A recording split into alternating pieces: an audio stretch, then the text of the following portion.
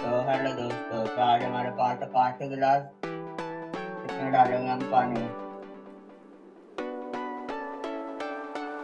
और पानी में डालेंगे पेट्रोल।